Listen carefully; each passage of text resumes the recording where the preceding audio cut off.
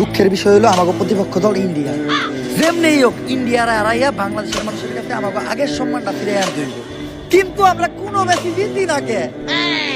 ভাই আমার মনে হয় বাংলাদেশ টিমের উপরে কোনো শনি লাগছে। বাংলাদেশ টিমের সবচেয়ে বড় শনি তো বাংলাদেশ টিমের প্লেয়াররা। ভাই ওর কথাও কিন্তু ফালিয়ে দেওয়ার মতো না। এই সমস্যার সমাধান দিতে পারবো শুধুমাত্র একজন, প্রান্তিক লালু।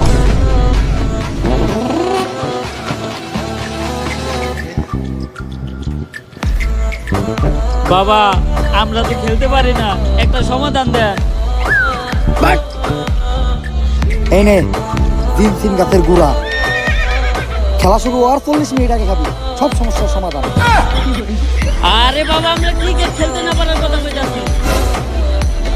ও তেলে ডাকে বাবা এটা আমার দেন, এটা আমার খুব দরকার। বাবা এই শিকল কি আর দুই একটা আছে না?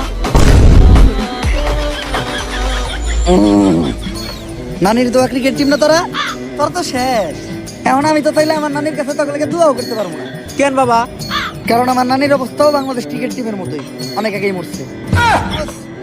কারণ বিপরীত টিম জিতা যায়। বাবা ঘুরে ঘুরে না ঘুরে কি হলো? এই হালাই বন্ধ। এই আমার এখন ভন্ড ওই রাতি এমন মন্ত্র কত তোর পাখি হয়ে যাবে 2 খণ্ড। বাবা মাপ। বাবা রাগ করেন না, খেলতে পারার কোনো একটা সমাধান দেন। এজন্যই আমি তোকে একটা বই লিখতাছি, খেলতে পারার গর্জন। এই বই পড়লেই শিখবে ক্রিকেট খেলা, খেলতে পারবে বেশ। তোমরা ভালো খেললেই জিতে যাবে বাংলাদেশ। যদি বাংলাদেশ ক্রিকেট টিম জিতে তাহলে 20 কোটি মানুষের মনে লাগবে রং, আর যদি হেরে যায় তাহলে হয়ে যাবে চুদলিং পং। খেলতে পারার গর্জন, পৃষ্ঠা নাম্বার চুদলিং পং। তাইলে বাবা বইটা দেন। বই এখনই দেওয়া দেবো না, কারণ লেখা শেষ হয় নাই। সার্টিফিকেট দেখে এখনো লিখতাছি।